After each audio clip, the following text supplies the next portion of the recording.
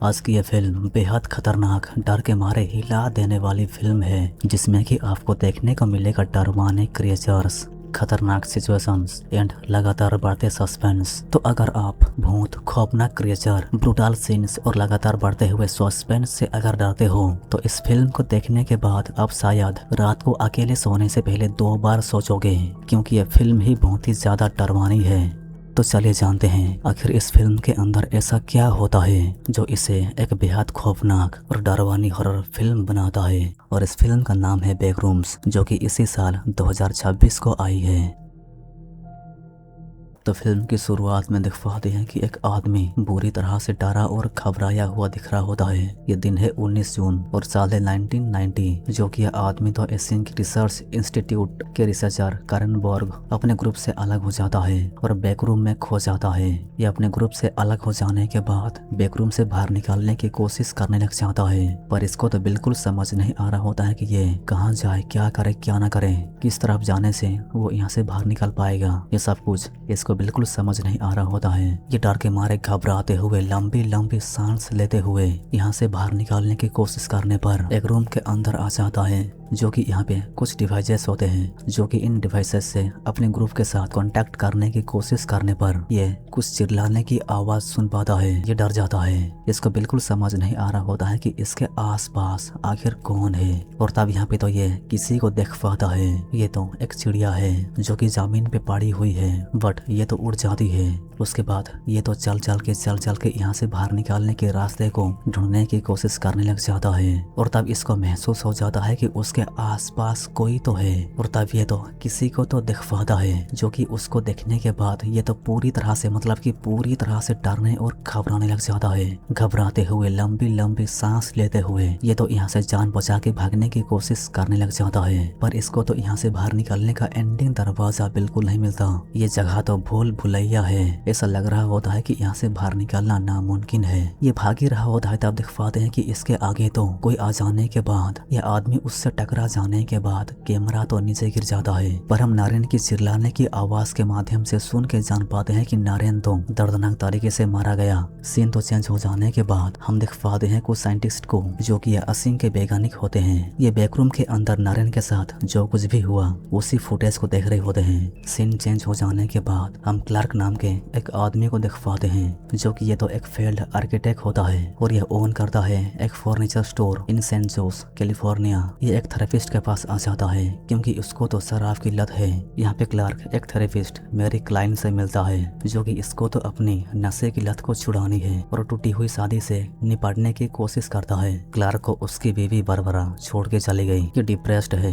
यहाँ पे क्लार्क का थेरेपी सेशन खत्म हो जाने के बाद हम देख पाते हैं कि ये तो एक आर्ट शूट करता है। क्लार्क अपनी असिस्टेंट मैनेजर कैट और उसका बॉयफ्रेंड के साथ एक टीवी आर्ट शूट करता है, जो कि यह आर्ट तो उसके फर्नीचर्स सेल करने की है। रात हो जाने के बाद जब क्लार्क पीते हुए टीवी देख रहा होता है, तब यह टीवी तो अपने आप ही बंद हो जाता है। यहाँ का लाइट्स कुछ अजीब व गरीब तरह से अपने आप ही जल बुझने लग जाते हैं। इसको समझ नहीं आ रहा होता है कि आखिर प्रॉब्लम क्या है। ये लाइट्स अपने आप ही कैसे ब्लिंक हो रहे हैं। एक दिन तो गुजर जाता है और अगले दिन रात को यह जब टीवी देख रहा होता है, तब टीवी के स्क्रीन पे इसको तो कुछ अजीब दिखता है। एक अनजान कमरे के दरवाजे पे कोई तो होता है और फिर यह टीवी तो बंद हो जाती है।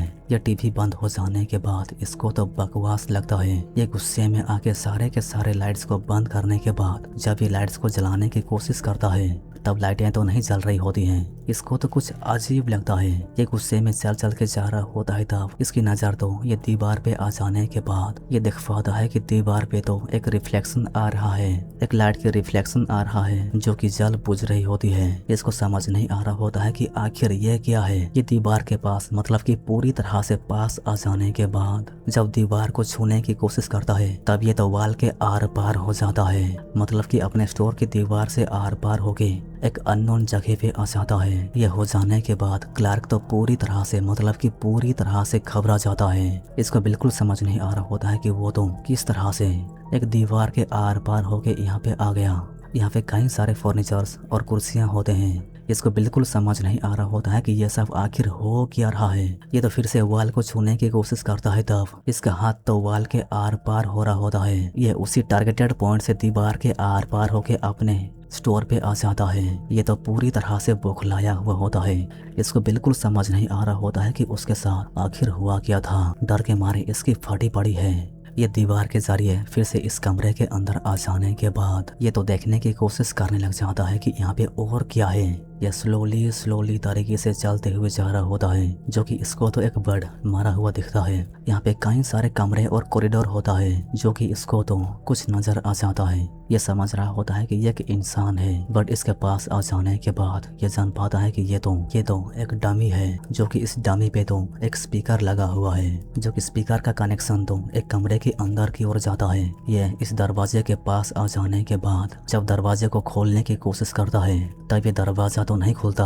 यहाँ पे इसको एक बैग मिलता है और फिर ये तो एक्स्ट्रा डायमेंशनल कमरे के अंदर आ जाने के बाद यहाँ पे दिखवाता है शूज को, जो कि जमीन के अंदर आधे धंसे हुए हैं। कुर्सी भी आधी धंसी हुई है। फिर ये तो कुछ सुन पाता है और यहाँ पे आ जाने के बाद दिखवाता है कि कोई तो उस डमी को यहाँ पे फेंका है। ये देखकर क्लार्क डर जाता है और फिर ये तो दूसरे रास्ते से भागने की कोशिश करने लग जाता है। यह उसी कमरे के अंदर आ जाने के बाद जब ये वॉल के जरिए यहाँ से बाहर निकालने की कोशिश करता है, तब ये तो वॉल के आर पार नहीं हो पाता, क्योंकि इस दीवार पे तो एक पर्टिकुलर पॉइंट होता है। उसी पर्टिकुलर पॉइंट के जरिए ही आर पार हो सकता है। ये उसी पर्टिकुलर पॉइंट को ढूंढ रहा होता है, तब इसको सुनने को मिलता है कि बाहर से कोई तो इस कमरे की ओर आ रहा है और तब इसको तो वही पर्टिकुलर पॉइंट मिल जाता है, जिससे वो दीवार के आर पार होके एक स्टूल को पकड़ के अपने स्टोर पे आ जाता है। ये पूरी मतलब कि पूरी तरह से डरा और घबराया हुआ है। इसको समझ नहीं आ रहा होता है कि आखिर वो जगह क्या था। सीन चेंज हो जाने के बाद हम एक आदमी फील को दिखवाते हैं, जो कि ये तो एक साइंटिस्ट है।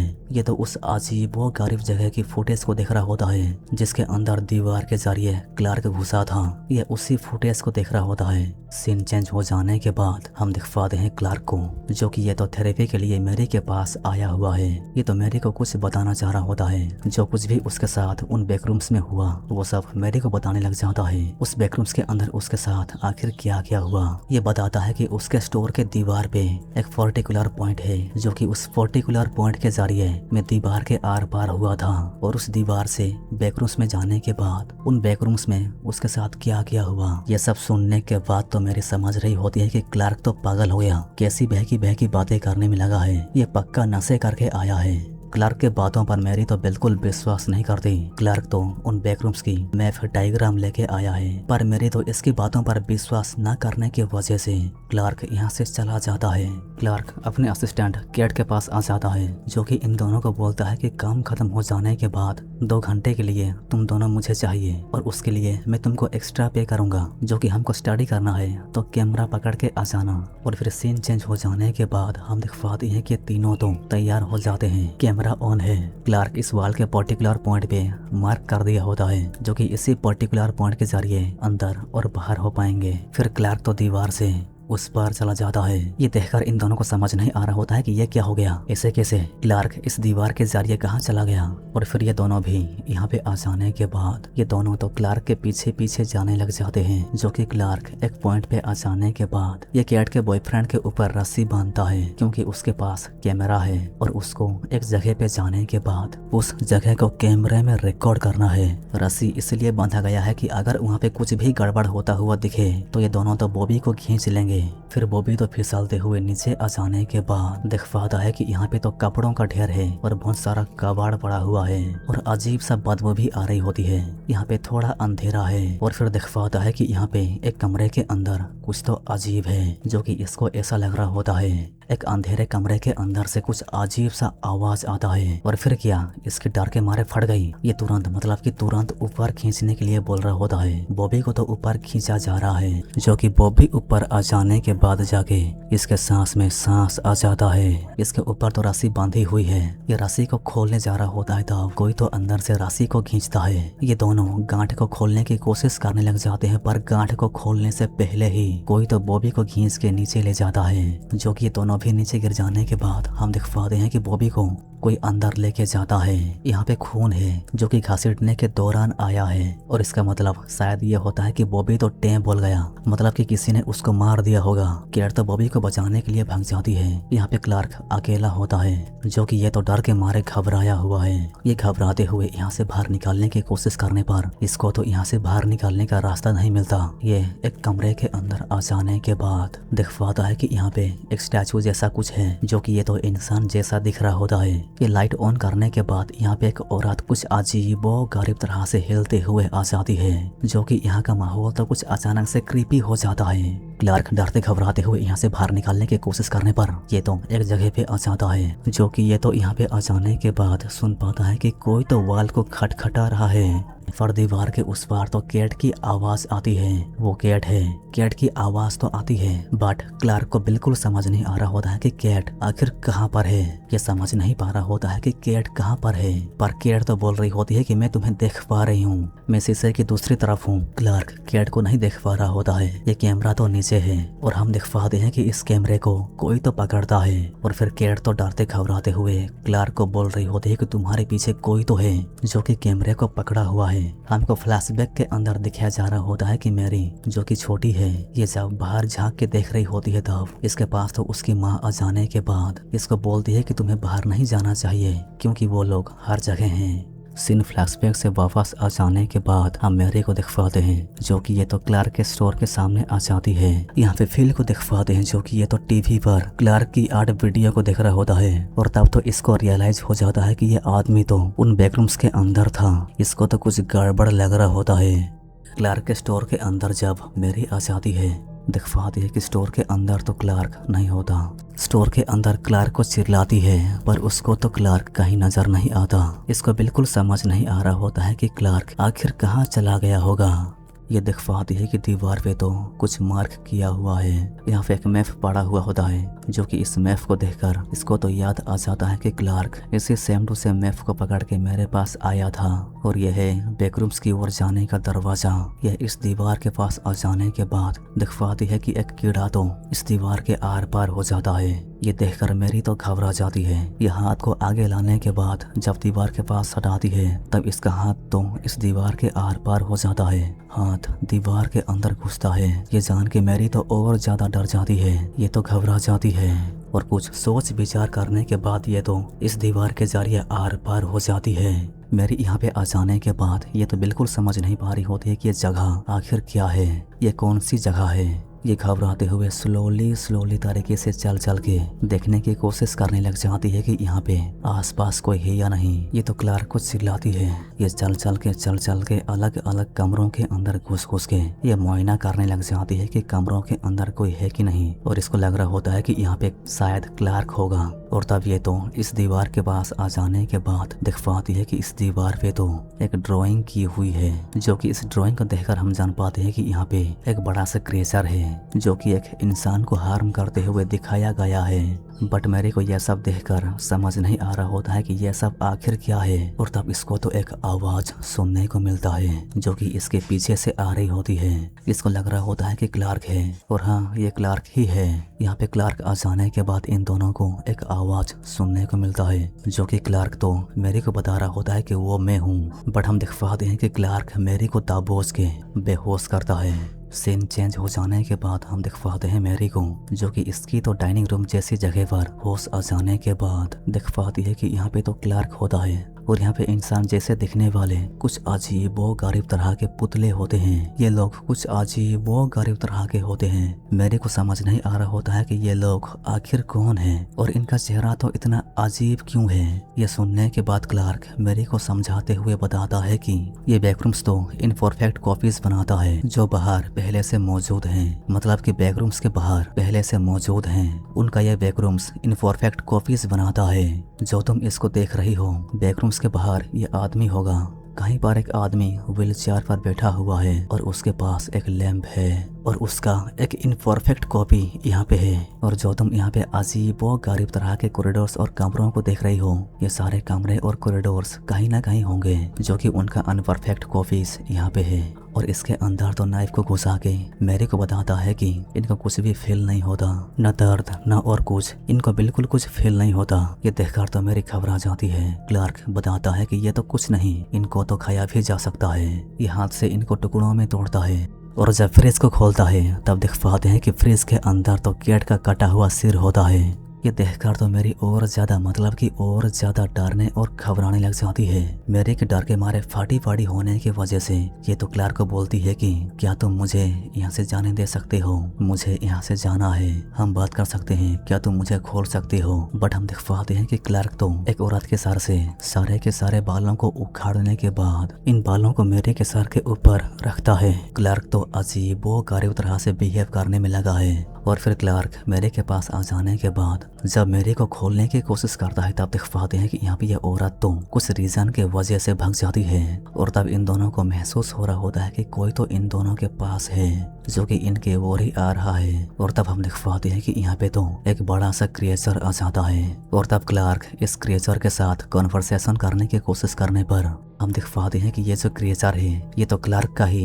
एक अनपरफेक्ट कॉपी है, जो कि ये तो क्लार्क को पकड़ के उठा के इसको अजीब व गरीब तरह से अचानक से दर्दनाक तरीके से काट के क्लार्क को हार्म करने लग जाता है। क्लार्क तो ये एक्सपेक्ट नहीं किया था कि उसके साथ ये सब होने वाला है। ये सब देख के मेरे के लिए ट्राली डर के मारे तो फट जाती है। ये तुरंत मतलब कि तुरंत यहाँ से भागने की कोशिश करने पर हम क्लार्क के चिल्लाने की आवाज को सुनने के बाद जान पाते हैं कि क्लार्क को तो वो क्रिएचर ने मार दिया। मेरी तो लिटरली किसी तरह से यहाँ से अपनी जान बचा के भागने की कोशिश करने लग जाती है। और तब हम देख पाते हैं कि ये क्रिएचर तो मेरी का पीछा बिल्कुल नहीं छोड़ता, मेरी को जान से मारने के लिए पीछा करने में लगा होता है। जो कि वो क्रिएचर तो क्लार्क की डेड बॉडी को घसीटते हुए लेके जा रहा होता है। मेरे को बिल्कुल मतलब कि बिल्कुल समझ नहीं आ रहा होता है कि अब वो कहाँ जाए, अपनी जान बचाने के लिए किस तरफ जाए। डर के मारे ये तो लंबी लंबी सांसें लेने में लगी होती है क्योंकि इसकी तो फटी पड़ी है। ये दौड़ दौड़ के यहाँ से बाहर निकालने की कोशिश करने पर इसको तो यहाँ से बाहर निकालने का रास्ता नहीं मिलता। ये गिर जाती है, इसको तो चोट आ जाता है। और तब ये दिख पाती है कि इसके पीछे तो ये क्रिएचर है। ये किसी तरह से अपने आप को संभालने के बाद यहाँ से भागने की कोशिश करने में लगी होती है। और तब ये तो एक जगह पे आ जाने के बाद दिख पाती है कि ये जगह तो कुछ अजीब सा है। मेरे को जल्दी से जैसे भी करके यहाँ से बाहर निकालना होगा क्योंकि वो क्रिएचर तो किसी भी वक्त यहाँ पे आ सकता है। और तब ये तो यहाँ से बाहर निकालने के बाद एक जगह पे आ जाती है जो कि यहाँ का माहौल तो कुछ अजीब सा है। यहाँ पे एक दरवाजा है जो कि इस दरवाजे पे एग्जिट लिखा हुआ है। मेरी इस दरवाजे को खोलने की कोशिश करने पर यह जान पाती है कि इसके पीछे तो दीवार है। और तब ये जब पीछे मुड़ती है तब देख पाती है कि उसके आगे तो ये क्रिएचर होता है, जो कि वो क्रिएचर तो मेरे के पास की ओर आ रहा होता है। तब मेरी तो अपने आप को बचाने के लिए इसके पैर पर हमला करती है, जो कि इसका पैर तो लकड़ियों से बना हुआ था। डर के मारे मेरी तो टकरा जाने के वजह से ये नीचे गिर जाती है और नीचे गिर जाने के वजह से असिंक का गैस ट्रैप अलर्ट हो जाता है, एक्टिवेट हो जाता है। यहाँ पे तो कुछ कैमरास होते हैं बट मेरी को कुछ दरवाजा सा नजर आ जाता है। ये उस दरवाजे के पास जाने की पूरी कोशिश करने पर ये तो उस दरवाजे तक पहुँच नहीं पाती, ये नीचे गिर जाती है। फिर जब ये तो पीछे मुड़ के देखती है तब देख पाती है कि इसके बिल्कुल पास ये क्रिएचर होता है जो कि इसको तो चबा के खा जाने ही वाला होता है। तब मेरी अपने पॉकेट के अंदर से एक कंक्रीट के टुकड़े को निकाल के इसके ऊपर तो हमला करने लग जाती है। और फिर किसी तरह से अपने आप को क्रिएचर से बचाने के बाद उसको तो बाहर निकालने का रास्ता मिल जाता है। और जब मेरी बाहर निकल रही होती है तब यहाँ पे हजमत सूट पहन के कुछ रिसर्चर्स आ जाने के बाद मेरी को रेस्क्यू करते हुए बचा के ले जाते हैं। मेरी को यहाँ पे लाने के बाद मेरी तो देख पाती है कि यहाँ पे तो कुछ वैज्ञानिक और कुछ रिसर्चर्स होते हैं। फिर मेरी का तो इलाज किया जाता है। जब मेरी ठीक हो जाती है तब इसके साथ तो पूछताछ किया जाता है। यहाँ पे एक साइंटिस्ट आ जाने के बाद मेरी के साथ बातें कर रहा होता है। तब हम जान पाते हैं कि ये साइंटिस्ट तो असिंक कंपनी का साइंटिस्ट है, जो कि इस साइंटिस्ट का नाम तो मैंने पहले बता दिया था कि इसका नाम तो फिल है। ये फिल मेरी से पूछता है कि तुम यहाँ पे कैसे आई। तब मेरी तो बताती है कि मैं उस स्टोर के अंदर थी, जो कि मैं तो दीवार को पार करके आई।